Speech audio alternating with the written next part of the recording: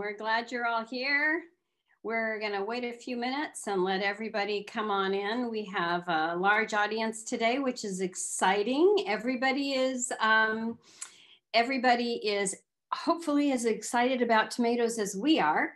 We are crazy tomato people, and we're here to, gather our people together and tell you some good information on how to grow tomatoes and all about tomatoes, things you didn't know already about tomatoes. So we'll wait just a few minutes before we get started. It is a webinar, so you will not see your picture and you will be muted. So I'll say this again in just a minute, but we want to make sure that people are putting their questions in the Q&A, and we will get those answered at the end. So we're excited to have you here. In the back are some of my tomatoes that I brought in that are starts. They are so ready to go in the ground, but it's not quite time for tomatoes, at least in my area, to go in. I am in East Santa Rosa out in the country. So we're still getting nights that are a little bit too cold. And as much as I want to put them in, we can't quite do that yet. So I can't quite do that yet. I've done it before and it was not a good thing. These tomatoes, by the way, are tomatoes from my garden. The wonderful thing about growing heirloom tomatoes is that there are so many different choices. And we're super excited to, these are just a few of the varieties that I grew last year. We have two unbelievable tomato ladies here to talk to you today, Susan Roth and Elaine Walter. And I have to say, if you've ever volunteered at Harvest for the Hungry or gone to the Harvest for the Hungry plant sale, you probably know Elaine and you will recognize her. She is the person that turned me into a crazy tomato person. So let's see. So your audio and your video will be off for this webinar. So it's not just like a regular Zoom meeting. So all your questions need to go in the Q&A. It is being recorded, so no worries if you miss something. In a couple of days we'll have that up for you. I would suggest having your cell phone out because there are a couple things that you may want to go through and take pictures of. And if you have a QR reader, we've got a couple of QR codes for you, so that it'll make it super easy for you to find this information again. So here's the first one, and I hate to be the bearer of bad news, but you all know that we are in a drought again. And but in California, you know what? We know how important water is, and we can save water. And that doesn't mean that you can't plant a tomato. We have fabulous resources that are for gardening with less water. If you want to, capture that QR code on your cell phone, that's a great resource. It gets you right into where our resources are for Master Gardener on gardening with less water. And so I'm going to show you a picture. This is our website. And if you go right into the food gardening tab, scroll down, and there's a part that says food gardening with less water. And it just, it's just like budgeting. You are budgeting your water. In fact, there's a fabulous document in there that goes through and tells you, figure out what your allotment is and see how much you have left for your garden. Okay, so we also have another place where you can go through and get all the information from this talk. So that's what this QR code is for. So if you'd like to capture that, now's a good time. I will put this one back up at the end as well.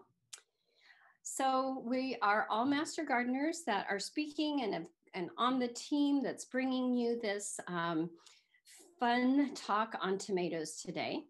And everything here we go through and do as part of our regular gardening practice.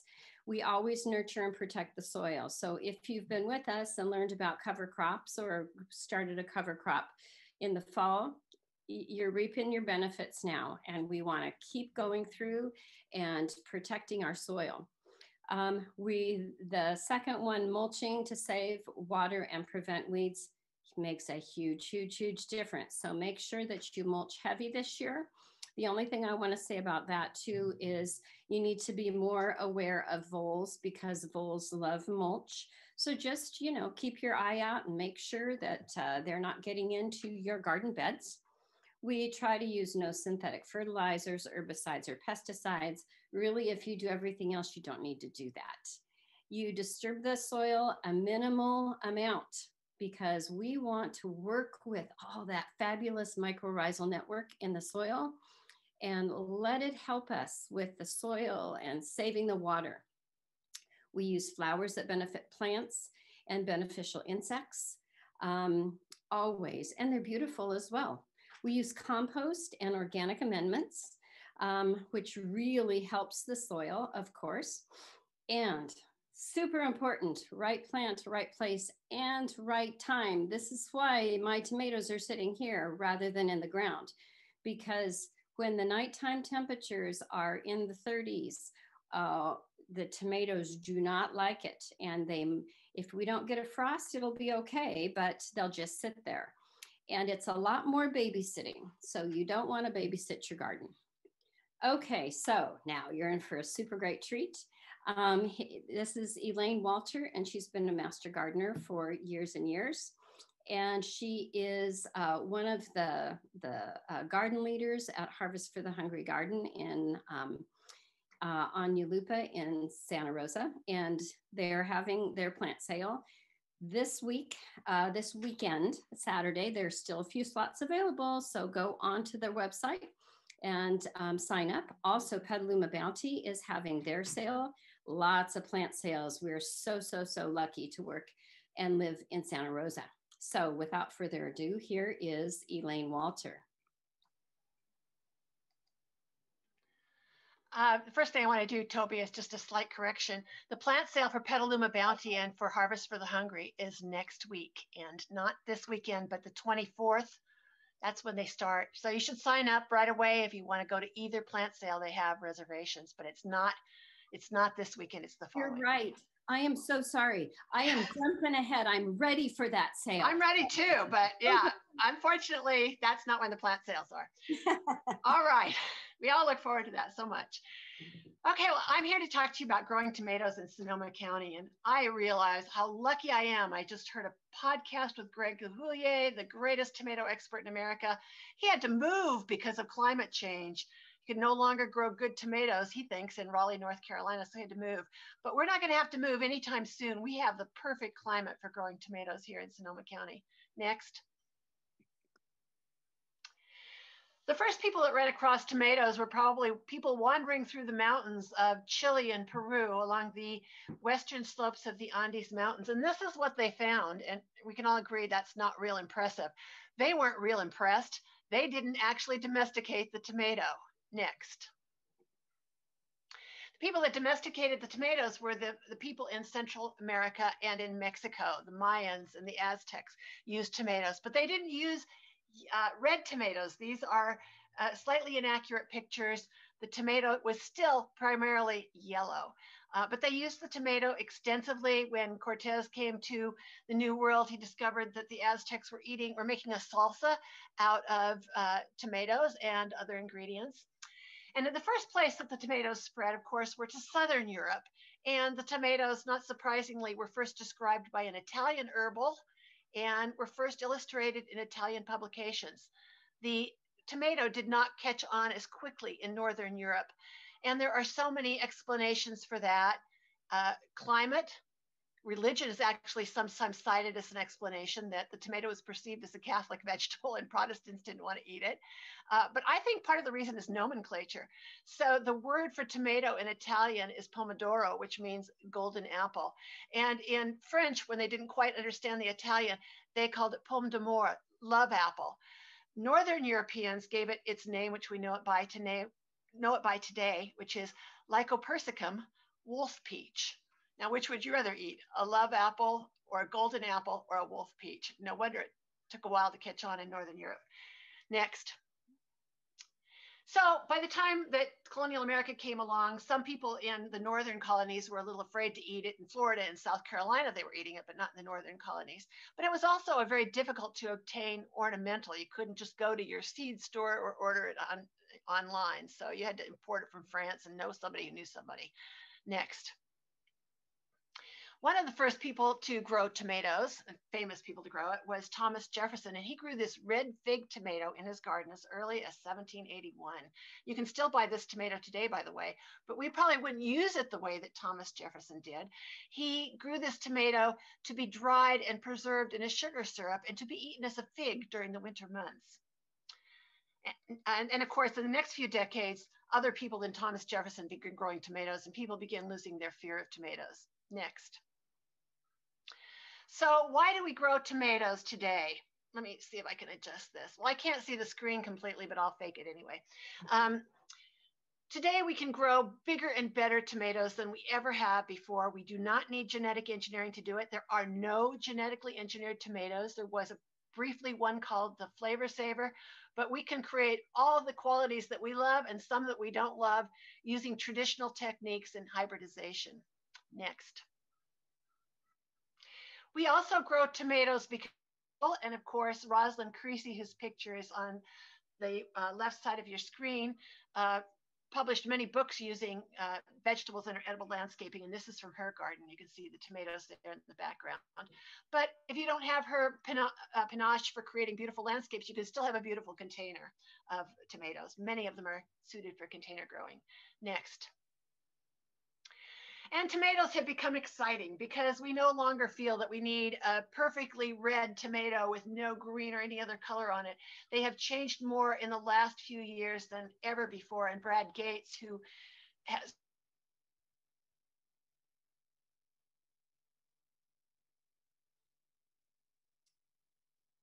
I think we lost Elaine's video. Elaine, say that last part again. You cut out on us. Oh dear. That okay. Brad Gates. Can you hear me now? Yes. Tomatoes have changed more in the last 10 years than they have in their entire existence. And this is Brad Gates from the Wild Boar Farms. Next. This is a tomato grown by another local breeder, Fred Hempel, who does work in Berkeley and Sonoma. And this is Green Bee. This is a tomato that he grew in order to be kind of a long saver and a tomato that could be used by cooks in the Bay Area in the winter months. Next. But I wanted to tell you to grow your own tomatoes to really help save the planet. And we've talked about water issues. Clearly, we don't want to use water like this. I think this is a picture probably from Central California where we grow a lot of the processed tomatoes. You can see this is a very short tomato variety and they are flooding the fields. But what I want to talk to you about is where most of our tomatoes come from now, which is Mexico. And I have nothing against Mexico, but I wish it was closer. And obviously the transportation costs of bringing in a Mexican tomato is going to add to the water that's used as well, because we know that there's water involved in everything that we do. So the Mexicans produce more tomatoes than Florida and California combined for the California market. I recently purchased some Mexican tomatoes. Can you see these? And I researched what I could find out about them. And I found out that they were grown in Mexico by a Canadian company using a particular variety that was developed by a Dutch company. And the seed was created in Tanzania, where obviously labor is very cheap. When you have to hybridize something, you want to have cheap labor. So they use Tanzania. So our tomatoes are international. International tomatoes are wonderful to have in the winter, but in the summertime, we probably should, for the planet's sake, grow them a little closer to home. Next. And grow tomatoes so you know what you're eating. And there's no reason that the tomatoes that you grow should not be organic. There's no secret to growing a healthy tomato. We're going to share our secrets with you today, but they're not very secretive. Next. The health benefits of tomatoes are well documented. I'm not going to talk about them extensively here. Lycopene, of course, is one of the antioxidants created in red tomatoes, but there are other antioxidants in other tomatoes, beta carotene in some of the yellow tomatoes, for example. And if you Google this, you'll see that there are health benefits to every single color of tomato. Next. Grow tomatoes because they're easy. 93% of vegetable gardeners grow tomatoes, and so you know that that indicates that even a child could be taught to grow successful tomatoes. Next. Okay, here's the part where I think we really come down to water saving, and that is trying to figure out how many tomato plants you need and where you're going to put them. Now, the second part of this speech will go in a little bit more into the requirements of where you're going to put them, but obviously you need a sunny spot in your garden, and we'll go into a little bit more detail later. But figuring out how many you need is something that you really should figure out for yourself.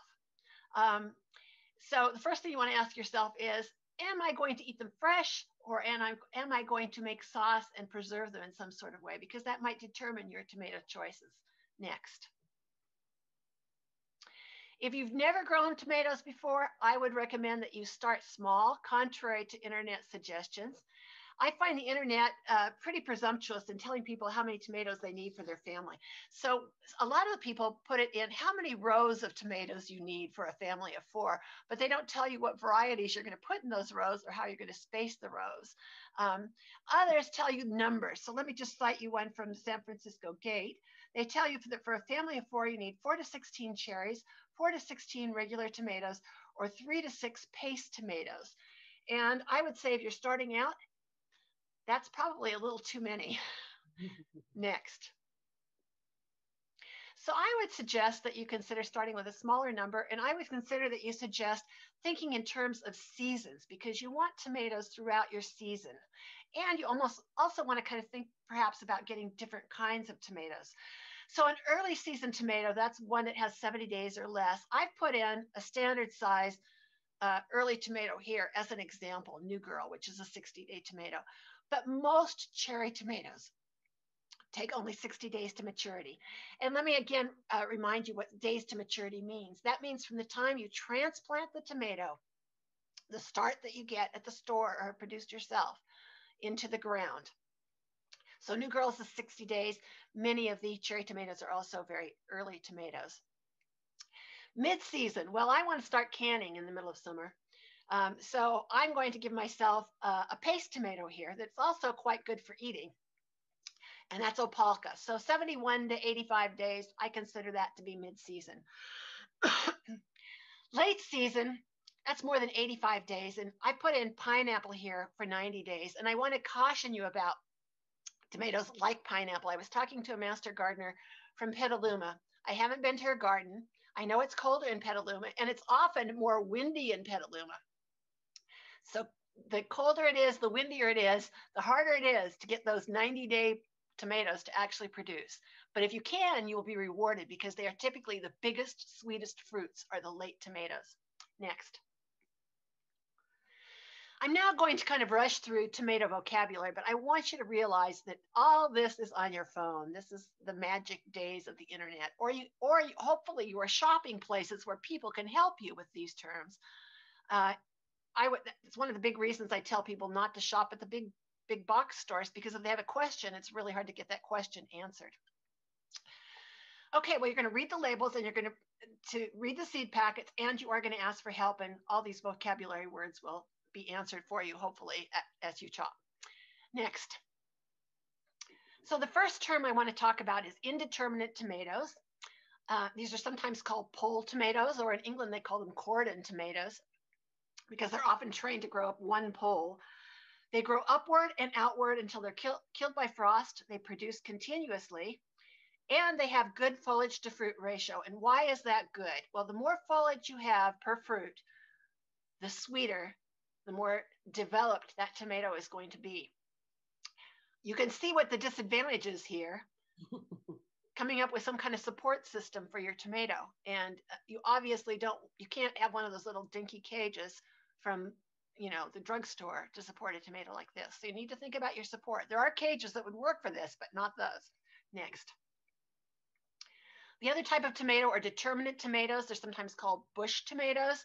And At a certain point, the growth ceases on these particular plants. They set their fruit at the end of their flowering branches, and the fruit theoretically is going to set over a limited period of time. It has a high ratio of fruit to foliage, and if you're going to can things, that's good because you want all your tomatoes at once. You want lots of tomatoes. You want to pop them in the cans, make that salsa or whatever. But you're not going to get the sweet quality that you get with some of the larger tomatoes. That's why many paste tomatoes are not determinate. They're indeterminate because the people that are canning would rather wait and have a sweeter tomato. Next. Semi-determinate. So this is a very confusing term. I got into a discussion with a master gardener about this the other day. She was saying that she thought San Marzano was determinate, and I said no, it's indeterminate, and arguing very vehemently. And then I looked up, and many seed companies classify it as semi-determinate. So what does semi-determinate means? It really usually means a short indeterminate tomato. It keeps growing, but it's not going to be like the ones in your picture, the picture I showed you earlier. Those were probably cherry tomatoes. So a San Marzano probably gets 4 or 5 feet tall and then stops if it's a semi-determinate. But once in a while, seed companies also call determinate tomatoes that are really large semi-determinate. So you really need to do some research on your semi-determinate tomatoes if you care whether they're going to produce over the entire season or not. Next. Dwarf tomatoes. You have to be really careful of this term. Hopefully they will start calling all the really little tomatoes, like the one you see with the fruit on it. Hopefully they'll start calling those patio tomatoes because these are the ones we think of as being the really little ones. They're determinate. They have Robo Sleeves. But a few years back, some breeders in the United States and Australia got together and thought, wouldn't it be wonderful? Oh, I'm sorry, I didn't define what Robo Sleeves are, but you will hear what they are later. Those kinds of leaves are Robo Sleeves. So in the Dwarf Tomato Project, they decided, wouldn't it be wonderful if we combine these little tiny dwarf tomatoes with indeterminate tomatoes, and we'll end up with tomatoes that do not require so much support. They'll be four feet tall typically, and they'll have the fruit of the indeterminate tomatoes, but we'll cut back on their size a little bit. So a dwarf tomato now can mean an indeterminate tomato that's up to 4 feet high. Next. Tomato leaf variations, regular versus potato leaf. So the two most common varieties are potato leaf and regular leaf. And the regular leaf is the most common. You'll see that most often. Potato leaf plants have smooth foliage, and they're rarer because it's a recessive trait. So once in a while you see a tray of tomatoes and they're supposed to have potato leaves, and you'll see one that has regular leaves. It's still that variety. It's just that the dominant regular leaf variation showed its face. Next. I might want to add one thing about potato leaf, and that is that they're supposed to be more disease resistant, but I can't prove that. Robo Sleeves, these are my favorite leaves. These are the ones that are on the Dwarf Tomatoes and on the Dwarf Tomato Project. And the picture doesn't really do it justice. They're often kind of a blue-green leaf, and I think they're beautiful. They're thicker than other tomato leaves as well. Next. Oxheart tomatoes have wispy leaves. I brought one in. I don't know if you'll be able to see it. Can you see it a little bit here? Let's see. Anyway, the leaves are kind of flopping around here. It's a healthy tomato. The tomato that produces that shape will also produce wispy leaves. So you'll see some, if you go to tomato plant sales or to nurseries, you'll see some that have wispy leaves. That's what they're supposed to look like. Some other tomatoes have Angora leaves. They're kind of a furry kind of leaf. That's what they're supposed to look like too. Next. Heirloom tomatoes versus hybrid tomatoes. You know, it used to be that there was only tomatoes. And that was before 1949 when they hybridized their very first tomato, and that was Burpee Big Boy. Next. So heirlooms. Now heirlooms used to, for some people, mean that they were heritage tomatoes. They had to be old. They were not as old as most people thought they were, but they thought they had to be at least 50 years old. But now we know they can be created. Some of the most valued heirloom, and I'm thinking of pink Berkeley tie-dye, was created by Brad Gates within, I think, the last 15 years. So it was a created heirloom. What it really means now for most people is that it is an open pollinated tomato and that you can save the seeds and you will get the same tomato when you plant those seeds. Next. Hybrid. Hybrids are the result of crossing two parent tomatoes. And the result of that is an F1 hybrid that will have the dominant characteristics of each parent. The seeds will not produce the same tomato as the F1 generation. And I want to say a couple of things about this. You pay more for hybrid tomato seeds, and you should expect to pay more because hybridization requires a lot of labor. They have to strip the male part from the tomato that they expect to grow a tomato on. They strip from the flower, I should say. They strip the male part from the flower so that they can bring pollen in from the other parent. And this all has to be done by people that have small hands and that are skilled and don't want very much money because they don't want to charge you what they're worth, which is a lot of money for a hybrid tomato seed. And of course, you won't be able to plant the seeds and get the same tomato. The other thing I was really surprised to find recently, an article written by an employee of Semi-Determinate, which is the seed company that was once owned by Monsanto and now is owned by Bayer. And he said, I'm not sure if it's a he or she, I should look at the article. This person said that some of the earlier hybrid tomato, like Burpee Big Boy, the ones we all think of, are no longer as effective in combating diseases because guess what? Diseases change over the years. And over the last 70 years, late blight, there's more strains of late blight than there ever was. There's more strains of virtually every tomato disease. The tomato diseases have changed, and so they're not as disease resistant, some of them, as they used to be. And I just want to mention here, the Pam Pierce, who is a big gardening expert in Northern California, claims that from what she's seen, there's only about 2 or 3 tomatoes that really resist the late blight strain that we have here in California. And the one tomato that comes to mind is Juliet. So if you have late blight and you're going to buy a hybrid tomato, go for Juliet, I guess, would be my advice. But just because it says late blight doesn't mean it's the strain of late blight that we have here in Northern California. Next. Dehybridized tomato. A hybrid tomato can be dehybridized over several generations. What you do is you just keep breeding them generation after generation. The first generation, you'll get tomatoes that look more like the parents, the 2 parents, but then you find 1 or 2 that sort of look like the original, and you keep breeding it out until you get, theoretically, tomatoes that look like the first F1 generation. So I have never seen this be totally successful myself, but I think you can come up with a pretty high success rate. So for example, there is a Sun Gold Select that is an open pollinated version of Sun Gold. But every once in a while, when you plant Sun Gold Select, you might get a red tomato, because one of the parents of Sun Gold was red. So it's not 100% effective, but it can be very effective. And also, I think that what happens a lot of times is they take the disease-resisting trait of that hybridized tomato with them as the dehybridized tomatoes in many cases. Next. Tomato color. This I'm going to rush through even faster. What I want you to know is that tomato color is not what you think it is. And especially when it comes to red and pink tomatoes, the flesh plus the skin is what gives you the color. So the flesh of a red tomato can be anything from pale pink to crimson. It's the yellow skin of the tomato that makes the tomato appear to be red. Next.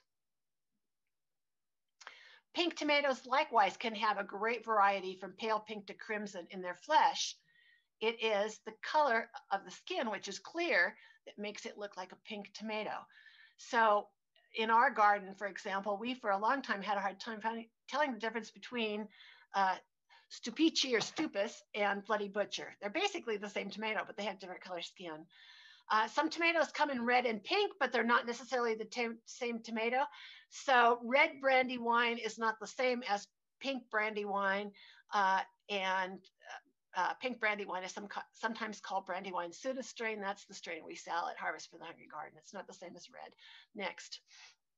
Elaine, you have 5 minutes. Okay, I think I'd speed through the color part really quickly. Yellow and orange is a confusing category, and I'm not going to go through the details. Again, it has to do with the color of the skin. I do want to say that yellow tomatoes are not necessarily low acid. They're always advertised as being low acid, but it's not true. If you really can't stand the acid in tomatoes, you probably shouldn't eat tomatoes. My second suggestion would be to eat really meaty tomatoes, like paste tomatoes that have a lot of flesh in them, because it's the locules where the seeds are. That's where the acid, most of the acid is in the tomato. Next. Green and white tomatoes. I'm not going to go through the skin stuff here, but I do want to say that some green tomatoes, you need to be able to tell when they're ripe, when they kind of turn yellow. Others, you need to do the squeeze test. It's important to ask when you're buying the tomato which kind that is. The two most common are green Cherokee. You can tell because it kind of turns yellow. Green Giant doesn't necessarily turn yellow. You have to squeeze it. Next. Black and brown tomatoes. They're black and brown because the green gene that was bred out of tomatoes many years ago has been bred back in. It makes them look a little brown. Somebody asked me, I got an email the other day saying, well, you have Kumaro tomatoes at the plant sale. And the answer is no. Like so many commercial tomatoes, they are both patented and copywritten. Even if we had them, we couldn't sell them by that name. Next. Indigo blue black tomatoes. These were bred to create health benefits, for one thing, because they have anthocyanin in it, which is a tremendous antioxidant, which they derive by bringing one of the parents from Chile and the Galapagos Islands. But it also has the side benefit of preventing something called cracking and sun scald. And the big warning here is don't eat them when they're dark blue like this. Wait till they start turning red on the flesh on the outside. Next. What's the best tasting tomatoes? Well, what I've said here is very accurate. Tomato flavor is influenced by acid, sugar, and 400 volatile aromatic compounds. And texture and flavor is influenced by where you grow it, the time of year. You have to answer that question for yourself. Next. Words used to describe shape, texture, use, or type of tomato. Next. Paste tomatoes. They don't all look like Romas. They can be round. The big difference here is that they don't have as many seeds. They have dense flesh and theoretically less juice. You don't have to be from Italy to be a good paste tomato. Opalka from Poland. It's an excellent choice.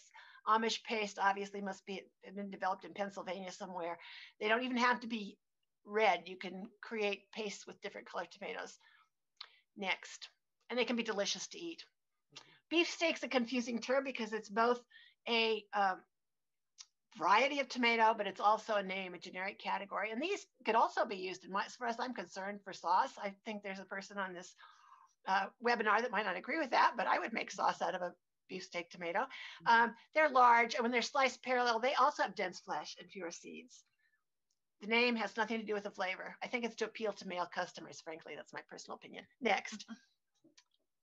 Disease resistance. I just want to make a point again that diseases are changing. The best way to have disease resistance in your tomato is to follow the techniques that Susan's going to tell you about in a minute. We can also talk about tomato diseases at the end if you have some questions. These are the letters that will appear on some hybrid tomatoes indicating what alleged disease they are resistant to. There is no such thing as a tomato that is immune to these diseases. They're just less likely to get them. And next, I think I'm done. Okay. Yes. Thank you very much, Elaine. That was wonderful. So I want to say again, sorry about the mix up on the dates for the plant sales. I'm very involved with the plant sales. So it's important. It's not this weekend, it's next weekend. And on the Sonoma County Master Gardener's website, there's a drop down that asks you need to find a plant sale, go there because it lists even more. So now it's our happy time. And now we are going to go through and Susan Roth is going to tell us how to plant your tomatoes. So first I'm going to have this guy doing the tomato happy dance because it makes all of us happy. And it's not necessarily time to plant your tomatoes, but Susan will tell you when it's time to plant your tomatoes. Okay, Susan. Well, first I'm going to talk a little bit about getting the soil ready. And actually that's a year-round process. You never leave your soil bare. at the end of growing season, you can either grow a cover crop during the winter, which will add nutrients to feed the soil, or you can cover it with leaves or straw or compost or mulch, anything as long as the soil is not bare. Next. Now, it's too late to start tomatoes from seed. They take quite a long time, and it would be winter before your plants were producing tomatoes. So you're in luck. There are lots of places to get tomatoes in Sonoma County, and Toby has already told you about some of the sales. You want to find plants that are sturdy, have bright green leaves. You don't want tall, thin stems, and you don't want buds or flowers. If you can't find plants that don't have buds or flowers, just with your fingers, pinch off the buds or flowers. Your plant is not quite ready to start growing buds and flowers. Your plants need to spend their energy when they're first planted on developing their roots. Next. After you, I like this picture. After purchasing your tomato plants, keep them in a sheltered area for a few days before you plant them. This process is called hardening off. Gives them a chance to adjust to your environment, their new environment. Next. Now, when to plant? Everyone always thinks that's April, but the nighttime temperatures have to be in the 50s. The soil temperature should be near 60 degrees, and you can actually stick a regular thermometer, an oral thermometer, in the ground and leave it there for a few minutes, and it should tell you what the temperature of the soil is. The other important thing you need to know is when the last frost date is in your microclimate. In many parts of Santa Rosa, that's April 19th. There was an article in the Press Democrat a week or so ago that said April 15th. So you can actually find that information online. I think it's on the Master Gardener website, or you could Google it. You could use your phone to find out what the last frost date is in your area. Next. Where to plant. This is very important for your plant because tomatoes need 6 to 8 hours of sunlight. And you can spend a couple of days before you plant, while your plant is hardening off maybe, checking areas in your garden to make sure that they have 6 to 8 hours of sunlight. If you don't have a spot like that with enough sun, consider planting your tomatoes in a container that you can put in a sunny spot. Maybe it's in the front yard, or, just a spot where there will be 6 to 8 hours of sunlight. Next. For planting in containers, you need to keep the size of the tomato in mind. If you have a determinate tomato that is not going to be 10 feet tall, you need at least a 5-gallon container. For indeterminate tomatoes that might get 10 feet tall, if you like the picture that Elaine showed, you need a much bigger container, 10 gallons or larger. A half wine barrel is 25 gallons, just for reference. So if the container has been used before, if it's one trusty one that you've kept in your garden, scrub it with a really want to get it clean, a 10-to-1 solution of water to bleach. Then rinse it well, let it dry in the sun. Then you want to fill it with a well-dampened organic planting mix. Just damp, you should be able to squeeze a little handful of it, but you don't want it super wet. And then you follow the same directions that you use for planting in the ground. Next. So spacing your plants is important, and for that you need to know whether you have a determinate or indeterminate tomato. And if the label on your plant doesn't tell you, you can check that online too. Determinate tomatoes, which don't get quite as big, need to be 18 to 24 inches apart. And the indeterminate ones, which get much larger, need 24 to 36 inches apart. Because it's not just the plant you're thinking about, it's the roots of the plant. Next. Now, how to plant. First of all, you'd have to dig a hole that's deep enough so that only 3 or 4 inches of the plant will be above the soil. Any leaves that are below that level, pinch them off. Use your fingernails again. New roots will grow from there. Each little node where you pinched off a leaf or a bud, anything, will grow new roots if it's underground.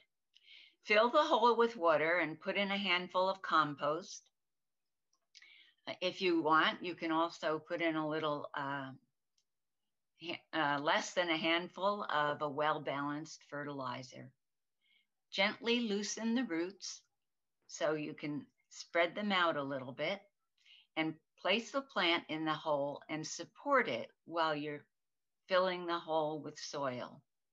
Then you need to thoroughly water the plant to eliminate any air pockets around the roots, and make a slight basin around the base of the plant that will help you when you're watering.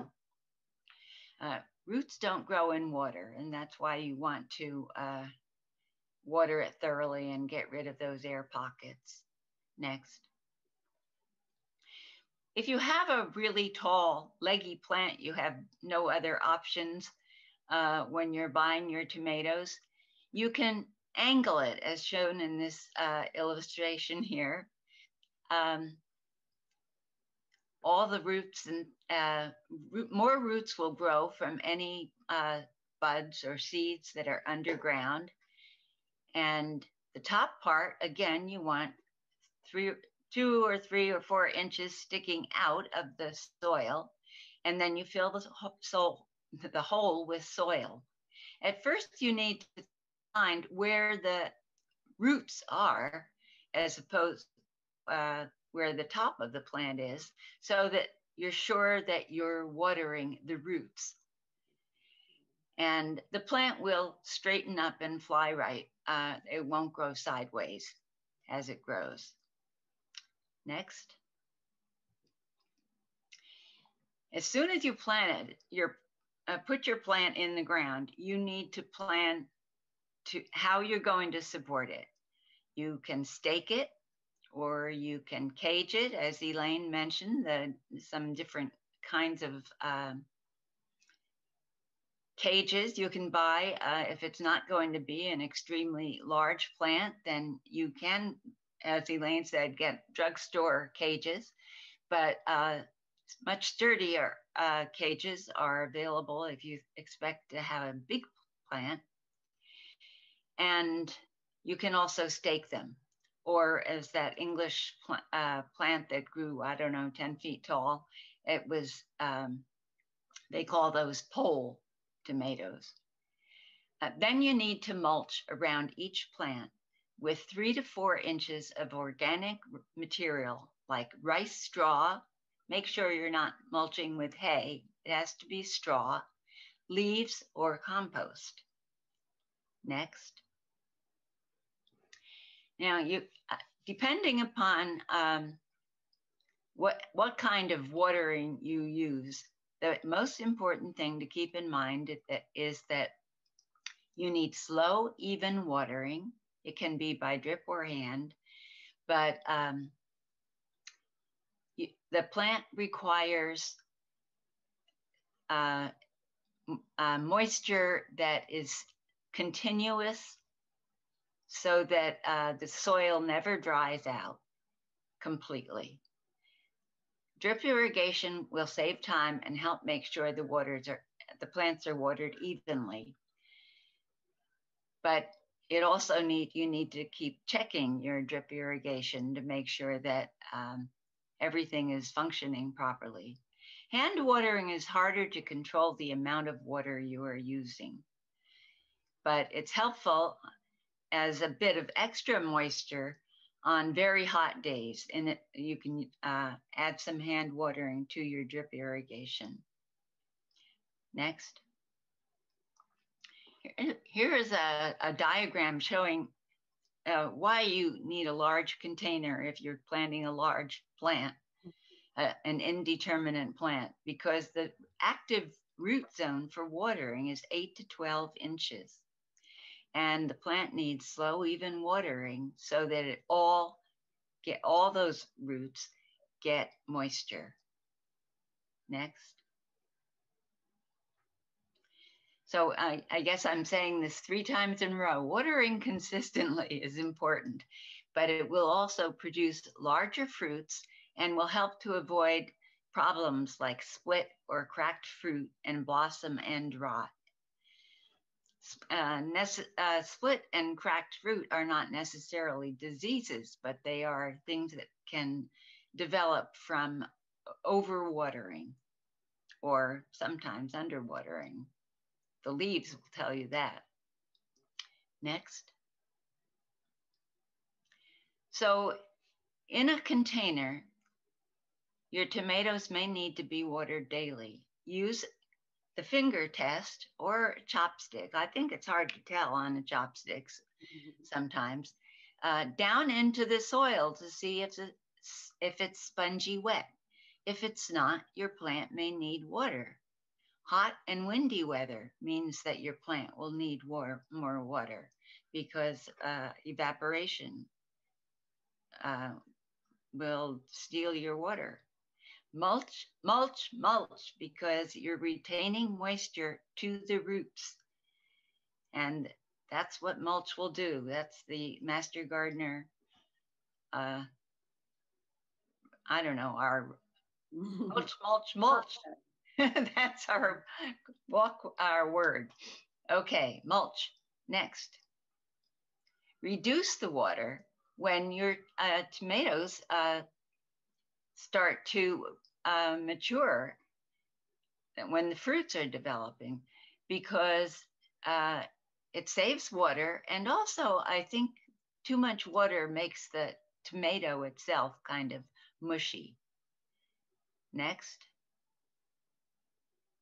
After you harvest your tomatoes, remove the tomato plants and the weed debris, but cut the plant at the soil. Master gardeners recommend leaving the roots in the soil because you just disturb that mycorrhizal network that's under the soil. So just cut it off at the soil line. If the plant was deceased, put it in your green bin. You don't want to keep that in your home compost, but you can put healthy compost into your hot compost pile at home. And then you need to start all over again. Keep your soil covered. You can use compost. You can access seasonal information. But you can use compost. Next one, Toby. I don't, that was your last slide, Susan. Oh, really? Sorry. but I'll make some suggestions. You can use burlap bags to cover your soil, leaves, compost. Again, you could use rice straw, or really any straw. Cardboard in the winter is just fine. Or yes, cardboard, even layers of newspaper. Just cover your soil. Perfect. That's it. Thank you. Thank you, Susan. Happy growing. Yes, exactly. And I know what some of you are thinking right now, as far as we're telling you to put so much mulch on the soil. It is super important. And I know somebody's going to ask as soon as we look at those questions about fire danger. And lucky for you, we have Mimi Enright, who will be talking about mulching and covering your soil as far as fire danger goes later on one of our other veggie happenings. So that is something to look forward to. Can I suggest something about covering with mulch real quickly, Toby? Pardon me? I just want to add something to what you were saying about mulch. So yes. The one time you might not want to have mulch on your soil is right now. If you want to warm up your soil so you can plant your tomatoes early, you can put down a little black plastic bag, which you will remove, or in my case, I'm going to put down a little landscape cloth, which is black, to warm up my soil so that I can heat that soil to 60 degrees. Elaine, it's difficult to hear you when you're not right in. All right, I just want to say you can add a little, right now you could uncover your soil a little bit. If you plan on planting your tomatoes in the next couple of days, you want to warm up your soil. I wouldn't advise planting your tomatoes this week because we're going to have a 37-degree nighttime temperature on Wednesday. But let's say you wanted to plant it the following week because you were going to be out of town. I would move that mulch that you have on your soil, hopefully, aside, put down a little black cloth of some kind. It could be a plastic bag, it could be landscape cloth, which you will remove, but let it warm up your soil, let it absorb all the heat from the sun and warm up your soil so that it's safer to plant your plant a little earlier. And then you can put the mulch back on when you plant. Okay, thank you. That's great. And so see, the more you're planting early, not quite at the right time, the harder it is really. If you plant at, at the right time for us, and we're guessing when our best chance of the right time is, you'll have to work less. So I'm putting this QR code back up again, if you, just to make sure before we go into the questions, because I am going to not share my screen in just a second. And here's some more resources before we take questions. So you may want to just take a shot of that with your camera. Lots of excellent information. And on the YouTube site, that's where we have this one, where we have all of these recordings that will come up again. And we'll go into some of your questions. So let's see. I'm going to the questions, and we're taking the questions off of the Q&A part. So, so if you put them in the chat, if you want to, I'm not going to be looking at the chat right now. I'm going to be looking at Q&A. So, okay, what role does soil temperature play, and how can we influence it? Okay, so Elaine just talked about that a little bit. Okay. So I think, Elaine, do you have anything else to add to that? Well, if you don't have a black plastic bag, a clear plastic bag will help as well. If it's not too hot, if it's really hot, you don't want to do that because then you'll end up solarizing your soil. But, kind of the days we've been having recently, putting a black plastic bag on your soil or something black or dark will warm up the soil because it'll absorb the heat. So don't leave the black plastic there. Take it off after you plant. That's right. So, but it plays a big role, soil temperature. And, Susan is a retired nurse, so she's suggesting everybody has a thermometer. So, but you can also, get a compost thermometer, which you can get one for $15 and you can put it in just to see where you are.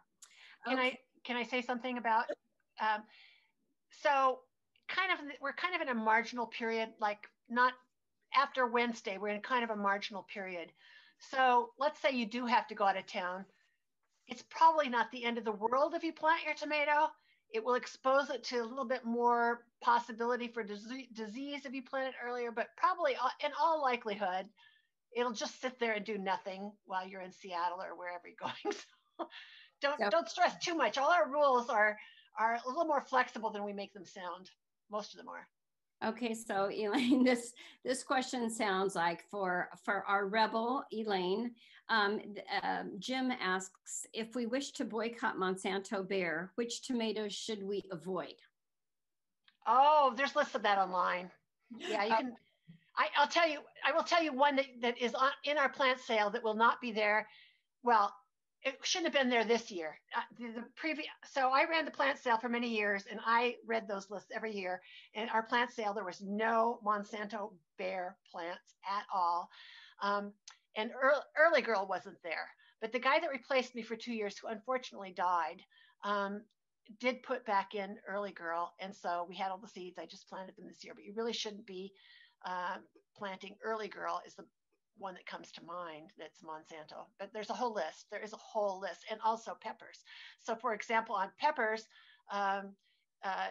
Gypsy pepper, which everybody loves, is a Monsanto / Bayer variety. It's the Seaman Seed Company. It's because they purchased the seed company that it became their brand. But you can buy a variety of Gypsy at our plant sale that is gee, I forgot what it's called, Gypsy something or other. It's not the Gypsy, it's a dehybridized Gypsy. So a lot of times people are really active dehybridizing every single variety that Bayer now controls, partly for political reasons, I think. Continue. Okay, so the other thing I wanted to let you know is if you're somebody who just wants regular old hybrid tomatoes, then go to Lowe's, Home Depot. I mean, that's the beauty of Sonoma County is at these plant sales, we get people lining up around the block to get these heirloom variety tomatoes. And like the Harvest for the Hungry, how many different varieties of tomatoes do we sell? I think this year we just have 110, but that was my decision. Remember, I had to take over the seeds and the information from somebody who died. And I think we've had in the past up to 160 varieties.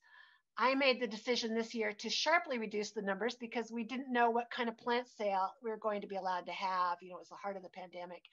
And so I figured it's better to have a few more of the ones that we have so we don't disappoint anybody. I want to say one other thing about Early Girl. So most of the varieties that like Early Girl, I think Johnny's bred a variety that is a hybrid as well called New Girl, and we've tested it. New Girl is better than Early Girl, and there's a lot of heirlooms that are better than Early Girl. So they're not necessarily the best because they're hybrids. The other thing I've noticed this year, and I don't know if this is true or not, so I just want to say I have a very limited sample space here, but I was looking back over our list and I was looking at the hybrids, and so increasingly they're not making the letter claims. They're just highly resistant to disease kind of comments they put at the bottom of their hybrid. So what diseases are they highly resistant to? They don't always tell you. So you need to be really, really careful about what strain, and, you know, don't get too excited about the resistant to disease comments. All right. Okay, and the other thing I want to let you know, any of these places like Petaluma Bounty, pull up their list and see. I mean, so many different kinds of tomatoes. So nobody's telling you which kind of tomato to grow. And the beauty of living in our county is we have so many different places to buy these fabulous tomatoes. Try something different, you know, make your list before you go of what you really want. Otherwise you will get carried away. I also want to say, if you do discover that you think you have disease problems, you can reach me through the Harvest for the Hungry website, and you can send me an email. It will take about a day to get there, but I'll be glad to get back to you. And if you live close by, I'll even come and look at your tomatoes. Not that I know everything, but I have ideas. So, but if you follow our suggestions, I don't think you're going to have very few disease problems, probably none. She has ideas. We know she has ideas. You can also send an email through Sonoma County Master Gardeners, right. And everybody knows Elaine, and they will go through and get that onto Elaine as well. So Susan, can you put Susan back in front of the camera? I have a question for Susan. Okay, you have to get her. Okay. Just a sec. Now Susan is one of those people that I go to for lots of questions. She can grow everything. So, and it just comes naturally, it seems like.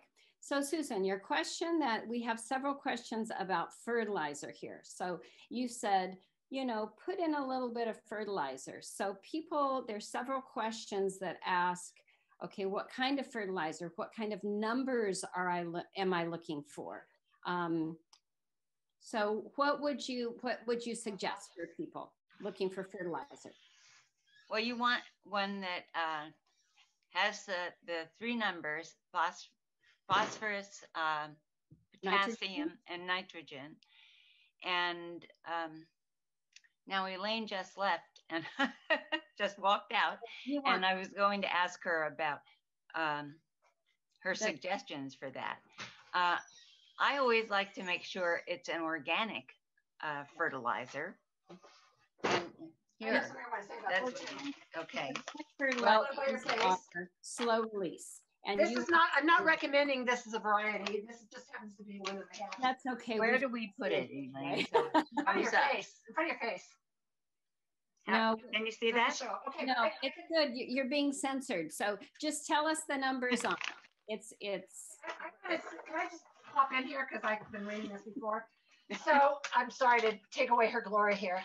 So this is a tomato. This is designed for tomatoes. It's organic, and it's got 2, 5, 3, which means the highest number is phosphorus. The lowest number there is nitrogen. So especially if you are going to fertilize, say, some people have fertilized once after they planted, like about 2 or 3 weeks later.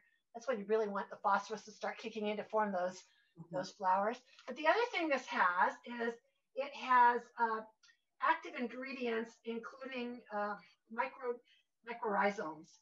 And the thing I want to say about this is I won't use this bag this year. I just put a tiny bit in my hole, and I probably don't need it because probably all I need is compost. Right. But the microrhizome stuff won't last beyond 2 years. So you don't need it. So, you don't need to pay for something that has microrhizomes in it. You don't need it. This was just a benefit. But it has all kinds of other wonderful things like calcium, magnesium, and sulfur. And I want to say a word about magnesium. You don't need to put Epsom salts in your tomato holes. Anyway, but you can get tomato fertilizer. Having said that, I will say that Greg LaHoulier uses 10-10-10, and he knows that a lot of people disagree with him on that. Yeah. He just happens to use that variety. So there's room for disagreement. Okay. 10-10-10 is at least balanced, but you don't want to have a lot of nitrogen in your fertilizer, because then you'll have lots of leaves and maybe not so many tomatoes. And if you want to add a little calcium, you can save your eggshells and grind them up and sprinkle a little calcium in there. Awesome. Yeah. Thank you. So we're getting really close on time. We're going to take just a couple more questions. A couple of things I'm going to go through and just answer. As somebody was talking about, they planted vetch and cowpeas in raised beds. When do you cut them down? Probably they already should have been cut down. Do it now. I wouldn't, we are for minimal soil disturbance. The best thing is to chop it and drop it right there and cover it up with compost. But that requires it to be able to compost in place. So you need that to be able to compost in a bit. So at this point, what you might want to do is, cut it down and compost it maybe someplace else if you're getting ready to plant in a week, because it's not going to compost there in a week. Annie asked, how tall should a plant be before you allow flowers? I'm going to answer that real quick. It's not so much of how tall it is, because, there's so many different varieties of tomatoes. You just want it to be in the ground and let those roots get established first before it starts, flowering and putting all its energy there. Also, Craig LaHoulier from the Epic Tomatoes author, that's, tomato expert, he also, he says, don't trim off the flowers. But, we have always said, trim off the flowers, because you want those, You want the roots to be able to get established. Let's see. So you want a slow release, balanced fertilizer with low numbers that's organic. That's what you're looking for, or compost. You have some good compost. Good compost is great. Let's see. So the NPK numbers low, single digits usually is what we recommend. And it really only needs it that one time. So right when you start, and if you have great soil, it might not even need it that time. Let's see. There was a question about leaves remaining whole for mulch. She doesn't have a way to chop them. That's fine. I use dry leaves as a mulch in the fall and to cover any beds I have. And I just, I gather them in a bucket and I scrunch them up like this and I throw them on out there. Works just great. And you can do it with lawnmower too. You don't need a leaf shredder. You can put it in a big pile and go over with lawnmower and it'll get it smaller. Yeah. Okay. One more, let's see. So let's do one more question.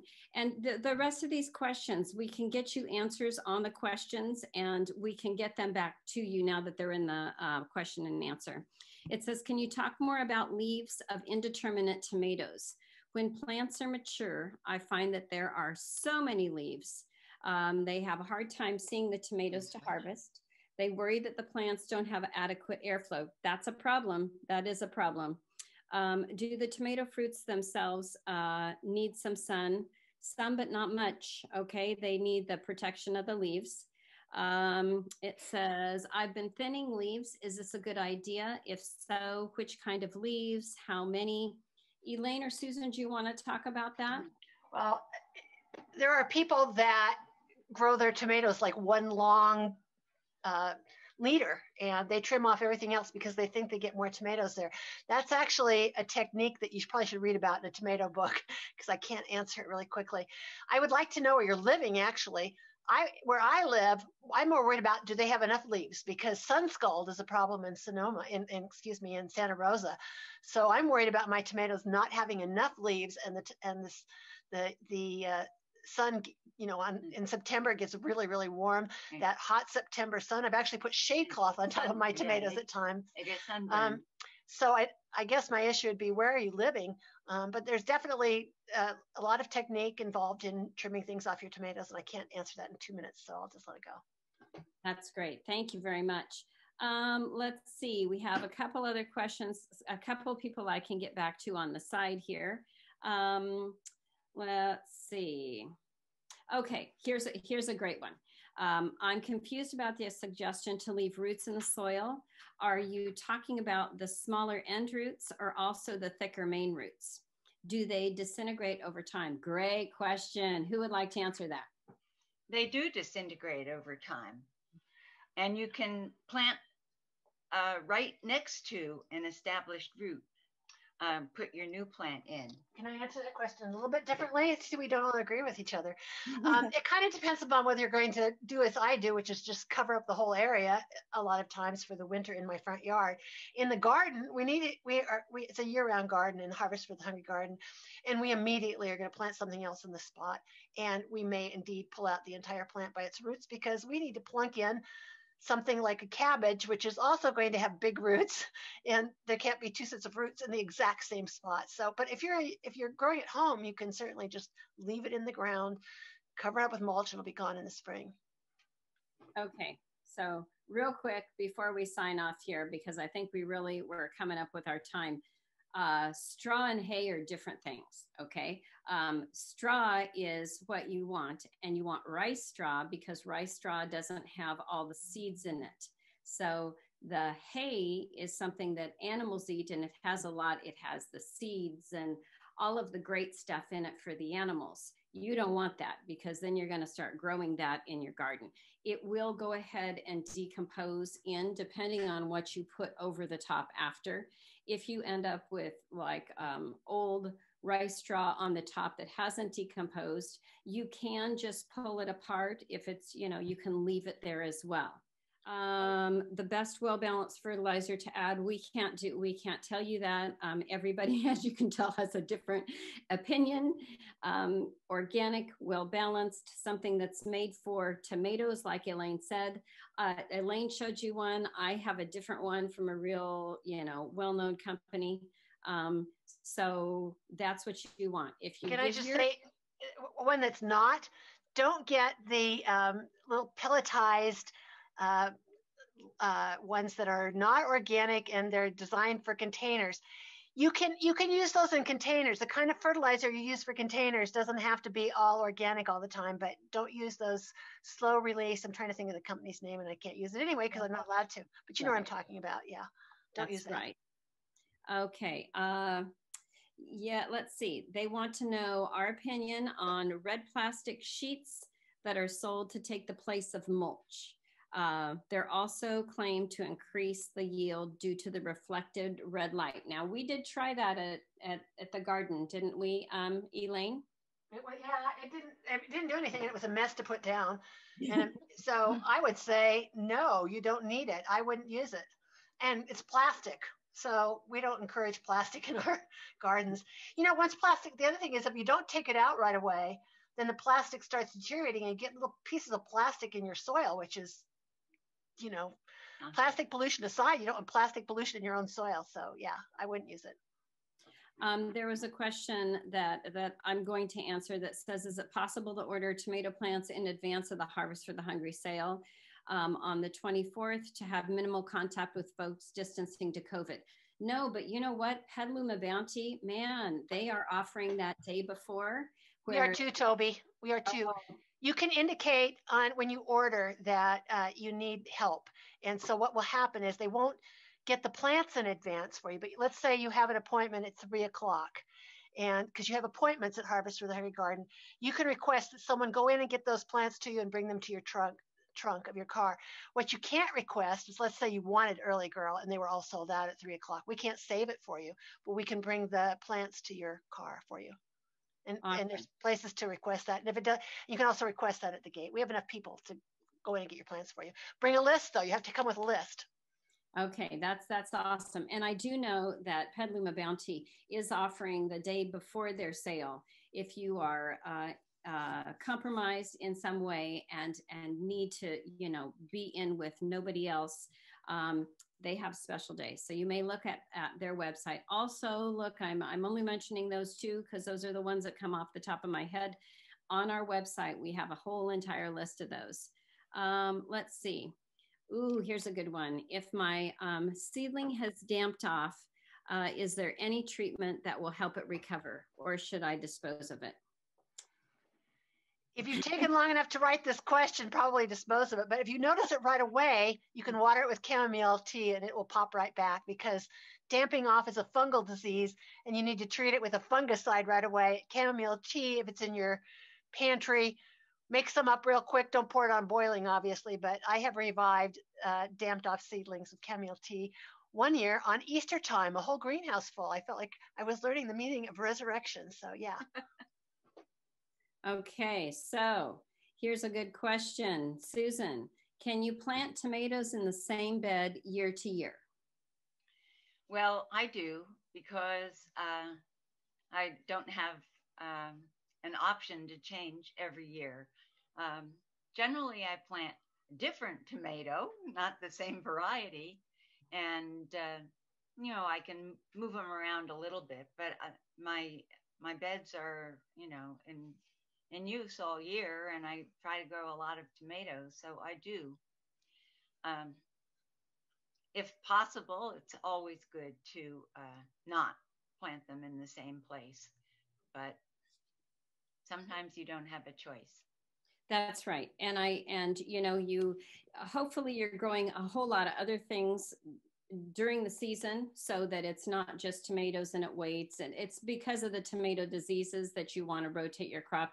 And honestly, it's anything Solanaceae. So you have potatoes, peppers. Aren't peppers in there too? I think eggplant. So it's like everything we grow. So you try to rotate your crops. The other thing I wanted to show you before we go is if you can see on this tomato plant, here's the cotyledon leaves. When I planted it the first time, when I up-potted it, I planted it all the way down to those cotyledons. Now, when Susan was saying, when you plant it in the ground, I'm gonna clip off all of these, and this part will be, it'll be right here where it starts, even though it's this big. So just make sure you don't just plant them even with the ground. You want that extra root growth in there. They'll catch up super duper fast. So trimming the bottoms of your plants once you get up, yes, it's really great to have some airflow through. Those branches at the bottom aren't going to be fruitful anyway for the most part. So you want airflow to be able to get there, and then you will have, you know, less chance of fungal diseases. Thank you so much for everybody coming. And I hope that you go to a great plant sale and pick out some wonderful plants, or if you have plants like we do that we've started, yay, you're so lucky to be living in this county. Elaine, any last? I do. I want to say both, at least for Petaluma Bounty and our plant sale, please make a list when you come. You have very limited time to shop. I'll be at the gate and I will ask you to make a list if you haven't already made one right there at the gate. So make one in advance. Everything's online. Thanks for coming. And think about, because I'm going to be talking to you about processing your tomatoes in August. So make sure that you have something that you'd like to make salsa or sauce out of on your list, and then you'll be ready. Thank you so much for coming. We really appreciate you being here, and happy gardening.